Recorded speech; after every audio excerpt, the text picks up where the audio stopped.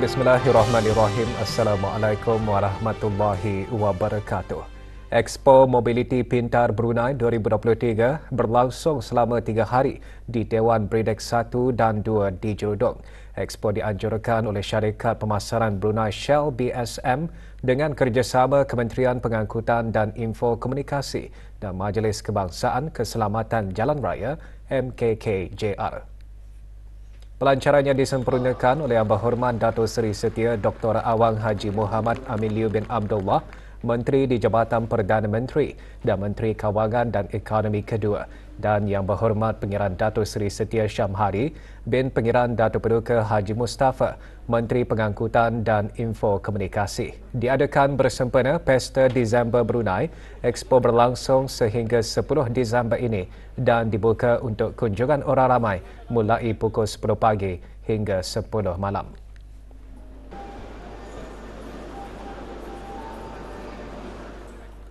Orang ramai berpeluang untuk mengetahui lebih mendalam mengenai teknologi-teknologi baharu dengan berkunjung ke Expo Mobiliti Pintar Brunei 2023. Di samping itu, pelbagai perkhidmatan turut ditawarkan oleh beberapa buah syarikat tempatan semasa berlangsung Expo berkenaan di Dewan Bridek 1 dan 2 Jerudong.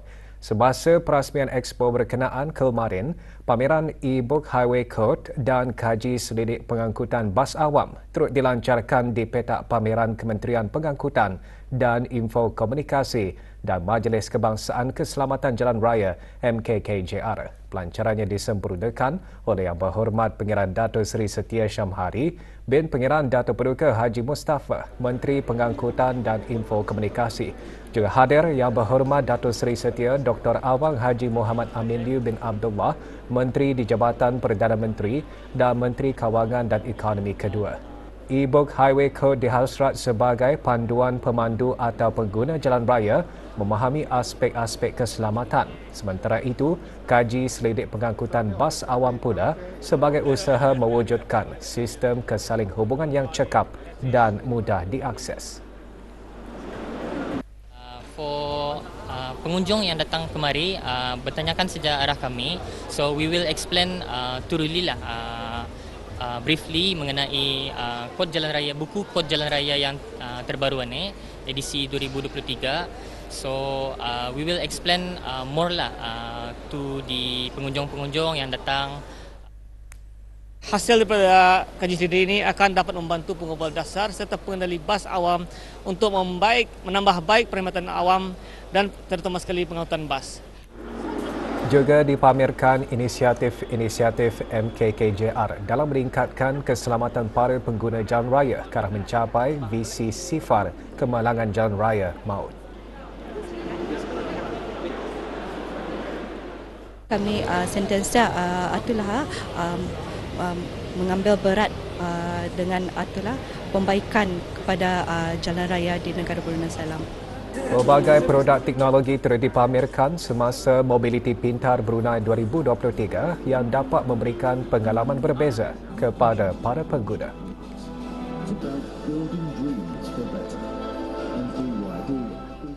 Kami akan mengenalkan pengunjung-pengunjung boleh register juga.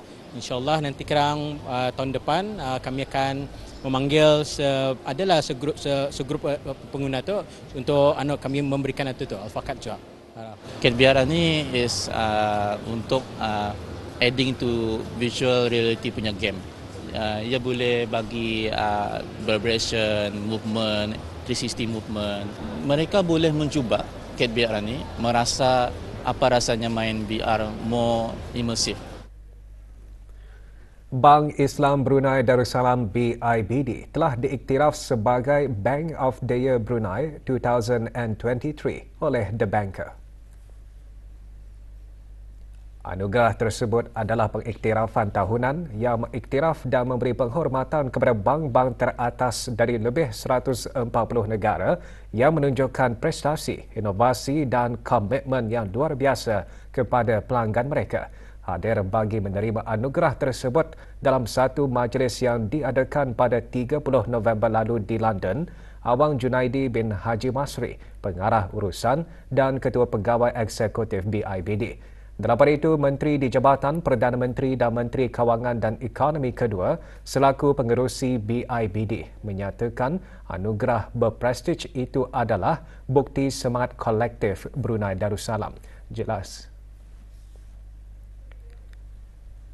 Delegasi rancangan kapal beli Asia Tenggara dan Jepun siap ke-47 2023 di Tokyo, Jepun telah selamat pulang ke negara ini lewat petang kemarin.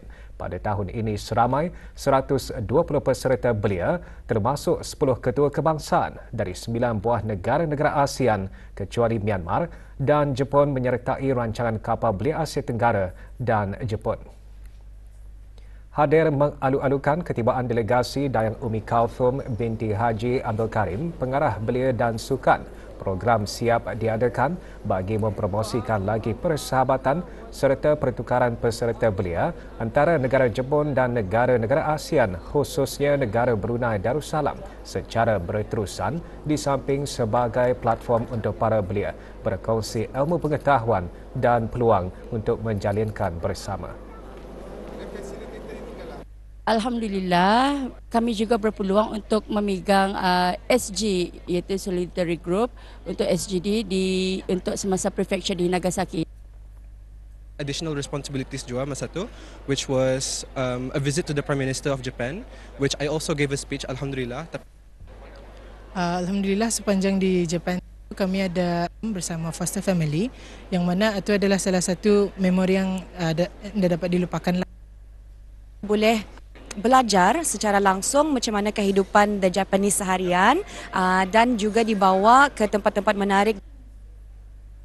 Sebagai persediaan suasana kembali ke sekolah, lebih 100 orang asnaf fakir dan miskin serta anak-anak yatim dan pelajar-pelajar sekolah rendah yang terpilih menerima sumbangan berupa voucher dan peralatan sekolah daripada syarikat LSL Sendirian Berhad.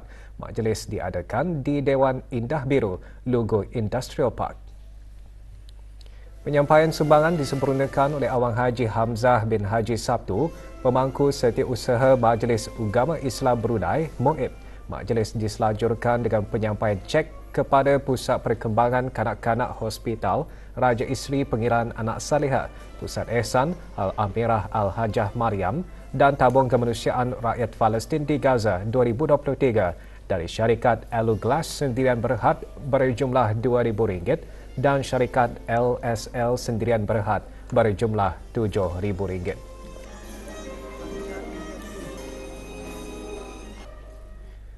Jumlah ekspor meningkat 7.4% pada September 2023 berbanding Ogos 2023 menurut siaran media Jabatan Perancangan Ekonomi dan Statistik Kementerian Kewangan dan Ekonomi. Peningkatan disebabkan oleh peningkatan bahan api galian, terutama peningkatan jumlah ekspor minyak mentah dan produk-produk petrokimia. Walau bagaimanapun, jumlah perdagangan mencatatkan penurunan 4% pada September 2023 berbanding Ogos 2023. Penurunan disebabkan oleh penurunan jumlah import sebanyak 19.1%. 5 komoditi import utama pada September 2023 adalah bahan api galian diikuti jentera dan kelengkapan pengangkutan, makanan, barangan keluaran kilang dan bahan kimia. Pasaran ekspor utama pada September adalah Australia diikuti Singapura dan Republik Rakyat China. Komoditi ekspor terbesar ke negara-negara tersebut adalah bahan api galian dan bahan kimia. Sumbangan terbesar rakan dagangan import adalah dari Malaysia, diikuti oleh Emirat Arab Bersatu dan Kazakhstan dengan bahan api galian sebagai komoditi import terbesar. Laporan Perangkaan Perdagangan Barangan Antarabangsa bagi bulan September 2023 boleh didapati melalui laman sesawang JPES.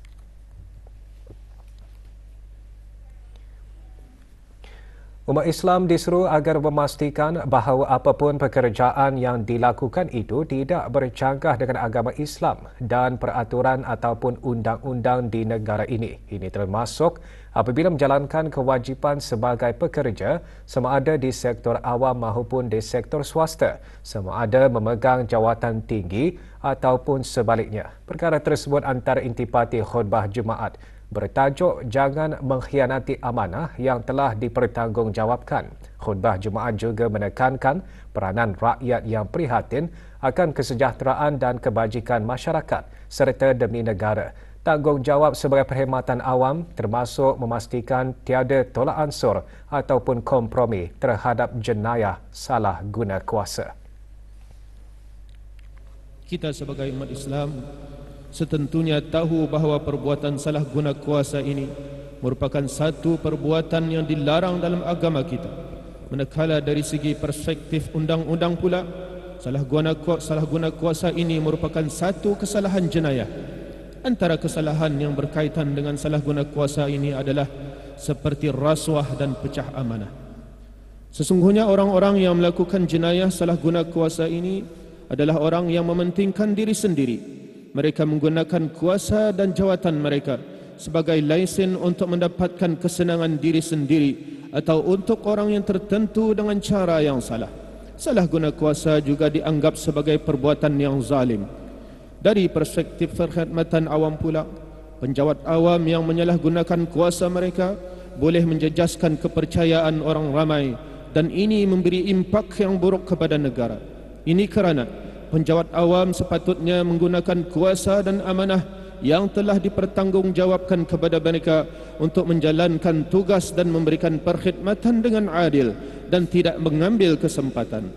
Kerajaan melantik dan memberi jawatan untuk menjalankan tugas demi bangsa, negara dan agama untuk kebajikan dan kesejahteraan masyarakat, bukan untuk kepentingan diri sendiri. Tema Jambori Scout on the Move mencerminkan para pengangkap yang sentiasa aktif dan bersedia menghadapi cabaran-cabaran dunia semasa secara langsung dan tidak langsung telah dapat dipraktikkan di dalam pelbagai aktiviti dan program yang dilalui peserta sepanjang Jambori. Yang Dipertua Persekutuan Pengangkap Negara Brunei Darussalam mengongsikan tema tersebut telah diperkenalkan dalam program-program dan aktiviti-aktiviti Jambori kelima yang menghimpunkan lebih 800 peserta dari negara-negara ASEAN. Melihat daripada performan dan reaksi-reaksi peserta-peserta, bolehlah saya katakan yang Jambori ini mencapai satu kejayaan yang begitu baik. Jadinya dari segi matlamat kata ini untuk mengorganize Jambori kita pada kali ini, saya rasakan begitu memuaskanlah. Diharap kita akan dapat mengadakan lagi di masa-masa yang akan datang.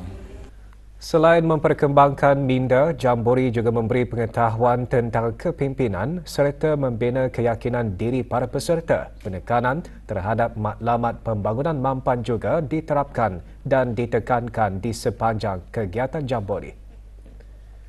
Kami dapat berjumpa di Kem Tutong yang berdekatan saja di sini. Kami dapat banyak belajar lagi tentang macam mana perbezaan antara negara luar. Dan kami nampak di sini pelajar-pelajar ini dia terdorong untuk melihat lagi apa kepentingan pertahanan di negara masing-masing. Luar biasa untuk anak-anak itu di samping olahraga ya, jadi menambah wawasan ilmu yang lama tenggelam, permainan-permainan daerah, terus wawasannya kebangsaannya berbagai daerah menjadi terjalin silaturahmi. Jambori yang dihostkan oleh negara Brunei Darussalam merupakan satu kebanggaan kepada kita kepada negara Brunei Darussalam dan sebuah penghormatan disebabkan tadi mengeratkan hubungan silaturahim dengan kontingen-kontingen dari luar negara. In Jambori Brunei Darussalam, I made many new friends. I tried out many new activities that I've never tried before, and I have experienced many new experiences that are very special and meaningful to me. Antara pengalaman menarik yang saya dapat di Jambori Brunei kali ini adalah mengenai budaya di Brunei. Contohnya saya dibawa ke Kampung Lamunin. Di sana saya mencuba ambuyat. Selain itu saya juga dapat bermain permainan tradisional Brunei seperti suka. Banyak cabaran yang kami lalui, antaranya cuaca dan sebagainya.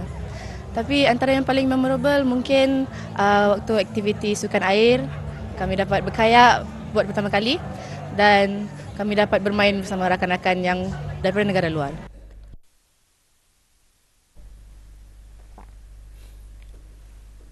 Pramuka Indonesia, jaya, jaya, jaya! Pengangkap Labuan, Bisai! Buka! Salam menembus, Jamboree siap!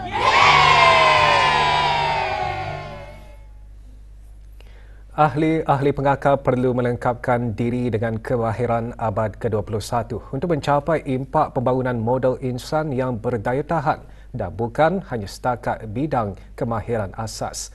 Nilai-nilai seperti tanggungjawab, kejujuran dan kerjasama antara yang ditunjukkan oleh para penerima Anugerah Pengangkap Sultan dan Anugerah Baden Powell. Latihan ini boleh membantu mereka menjadi warga yang bertanggungjawab dan memiliki nilai-nilai positif dan juga mampu berkontribusi kepada masyarakat. I will work more on some scouting skills that will be needed by a rover because I will become a rover soon after some years. So hopefully I can enhance my skills and be a Baden Powell Award holder again. Membawa nilai-nilai seperti tanggungjawab, kejujuran dan kerjasama yang membentuk asas kepribadian yang kukuh yang bercalakkan Melayu Islam beraja. Ini adalah penting kerana melengkapkan diri dan menyahut cabaran wawasan 2035. Sebagai seorang pemimpin haruslah menjadi satu contoh untuk mendidik ahli-ahli pengangkap menjadi seorang individu yang berkarakteristik positif dan bertanggungjawab. Kemahiran berpengakap bukan sahaja tentang kemahiran survivability, akan tetapi dari sudut pandangan yang lain, pengakap juga mengajar kemahiran yang pelbagai seperti kemahiran kepimpinan khususnya bagi kami sebagai pengakap Kelana yang mana berpotensi untuk menjadi seorang pemimpin. Lebih 50 filem dipertandingkan semasa Pesta Filem Berdurasi Pendek Universiti Brunei Darussalam UBD kali ke-6. Majlis penyampaian anugerah kepada pemenang diadakan di Hub Teknologi Universiti UBD. Dengan tema krisis dan peluang, pesta menarik penyertaan dari institusi-institusi tempatan dan ASEAN. Mahakarya Institute of the Arts Asia Brunei memenangi anugerah filem animasi terbaik. Politeknik Brunei bagi anugerah filem dokumentari terbaik. Bangkok University dan Srinacarin Werod University Thailand menjuarai anugerah filem eksperimen terbaik. UBD bagi anugerah kandungan media sosial terbaik dan Institute of Technology Lat Krabang Thailand bagi kategori anugerah fiksyen terbaik.